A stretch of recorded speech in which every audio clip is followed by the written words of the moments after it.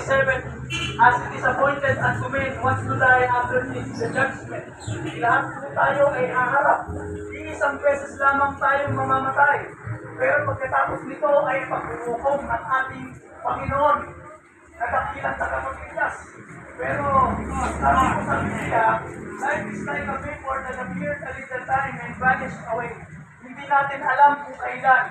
Hindi natin alam kung kailan tayo mawawala dito sa mundong ibabaw. Ang bad news, nakakalungkot, sapagkat tayong lahat ay haharap sa ating Diyos at tayo ay hukuman.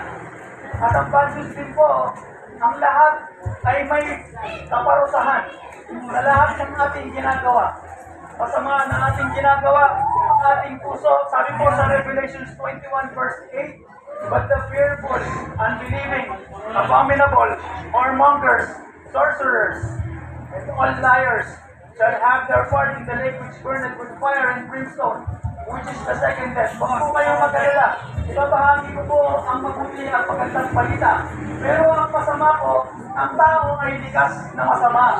Sa ating puso, sinabi ko sa Biblia, tumingin ka lamang ng may pagnanasa sa hindi mo pag-aari. Nakalunya ka na.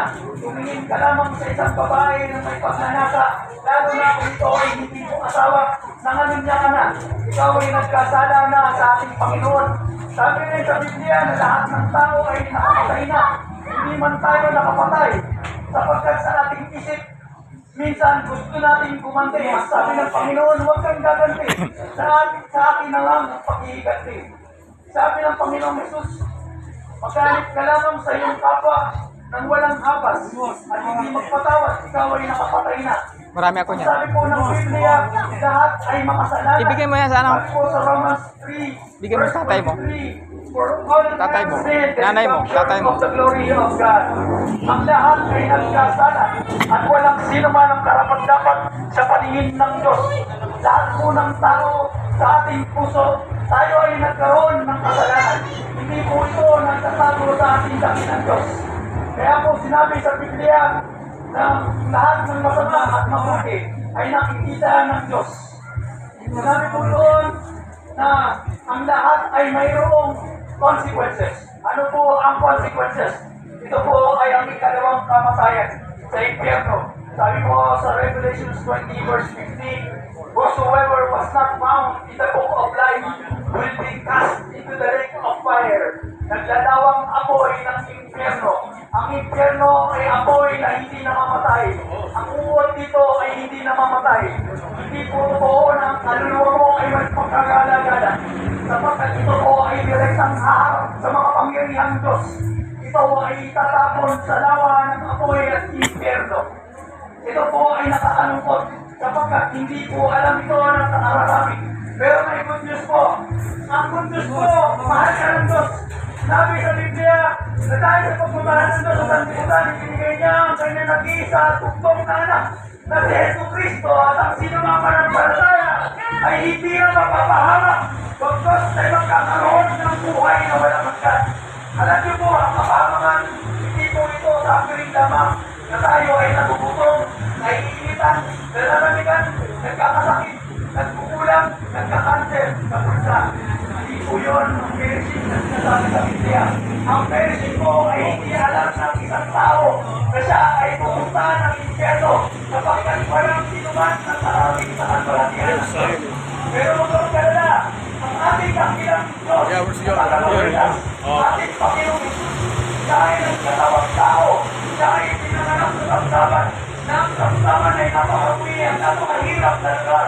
Ibig na panganak ng Diyos sa isang sitio na kailangan sa lugar. Siya ay pinanganak sa mahirap na lugar.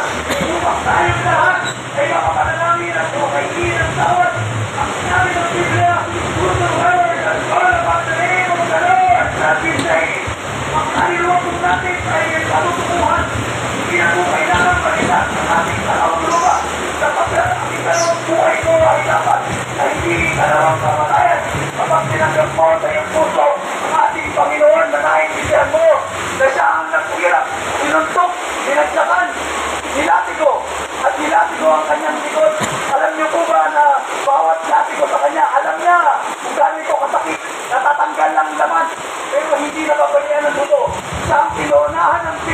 Naghirap siya upang ikaw at ako ay hindi na mapunta sa impyerno. Siya ang ipinako sa krus upang ang lahat ng kasalanan ay mapagbayaran. Sapagkat hindi mo na kailangan magpapako sa krus. Hindi mo na kailangan magpagpiligtaysya. Ang kailangan mo lamang gawin ay paniwalaan, panampalatayaan ang ating Panginoong Jesus na dakilang tagapagligtas at ang kanyang ginawa sa krus ng Kalbaryo upang ang iyong kaluluwa ay maligtas. Ano po ba ang repentance? Ito ay patuloy na pagtalikod sa kasamahan, patuloy na pagpapakumbaba sa salita ng Diyos sapagkat ang ating Panginoong Jesus ay salita. Siya ay naging laman upang lahat tayo ay makarating sa kalwalhatian ng Diyos. Kaya ang sinumang nanampalataya sa pangalan niya ay maliligtas ang kaluluwa. Sinabi po ng Biblia na napakalinaw na ang sinuman na magsisi, tumalikod sa kanyang kasalanan at tanggapin sa puso, bibig at isipan na ako bilang Diyos at dakilang tagapagligtas. Iniligtas ko ang iyong kaluluwa. Sasamahan kita sa hirap na o sa pinawa. Sasamahan ka ng Panginoon. Hindi mo mabigat ang iyong nararamdaman. Gagaan ng iyong buhay. Gagaan ng pakiramdam mo. Sapagkat ang Diyos ay mapagpatawad. Kung tayo ay buong puso at ang pusong humihingi ng tawad sa Kanya, siya po ay patatawarin tayo sa lahat ng ating kasalanan. Lumapit ka lang ngayon, sabihin mo sa iyong puso, sa iyong isip, Panginoon, ako ay isang makasalanan. Patawarin mo ako. Simula ngayon, tinatanggap kita bilang aking Diyos at dakilang tagapagligtas at manunubos. Ikaw ay maliligtas sapagkat ang iyong katawan, yan ang kabayaran ng kasalanan. Sabi sa Romans 6:23, ang lahat ng nagkasala, ang kabayaran nito ay kamatayan. Kaya ang ating katawang lupa ay mamamatay na. At sinabi doon, pag tinapos natin ang talata, but the gift of God is eternal life through Jesus Christ our Lord. Ang regalo ng Diyos ay ang buhay na walang hanggan na sa ating Panginoong Jesus lamang matatagpuan. Alam niyo po, marami sa atin na binibigyan ng regalo gustong tanggapin. Pwede ba yon na babayaran mo yung isang regalo na libre ibinigay ng Diyos? Wala po. Ang bayad sa kasalanan ay kasalanan. Ang bayad sa kasalanan ay kamatayan. Ngunit ang pag-ibig ng Diyos at regalo niya ay buhay na walang hanggan na sa ating Panginoong Jesus lamang matatagpuan. Sabi po sa John 14 verse 6, Jesus said unto them, I am the way. Singular form of a verb. Ano po yun? Ibig sabihin, ako ang nag-iisang tagapagligtas. Hindi tayo maliligtas ng ating relihiyon, ng ating tradisyon na paniniwala, maling paniniwala, sapagkat ginawa na ng ating dakilang Diyos ang lahat. Jesus said, I am the way, ako ang daan, ang katotohanan at ang buhay. Walang sino mang makararating sa Ama na nasa langit maliban sa akin. Napakalinaw po ng talata na sinabi, hindi maraming daan, hindi maraming paggawa ng mabuti, hindi ang ating relihiyon, hindi ang ating pagbabautismo ang magliligtas sapagkat ang ating kabutihan ay napakaruming pasahan sa paningin ng Diyos sapagkat likas na masama ang puso at isipan ng tao. Kaya sinabi ng ating Panginoon, hindi ako nagkasala, pero ang kasalanan mo ay isasama ko na sa krus ng Kalbaryo. Kaya po nung siya ay naipako sa krus, nabayaran na ng kanyang dugo, ang kanyang dugo na napakalinis, dalisay, perfecto.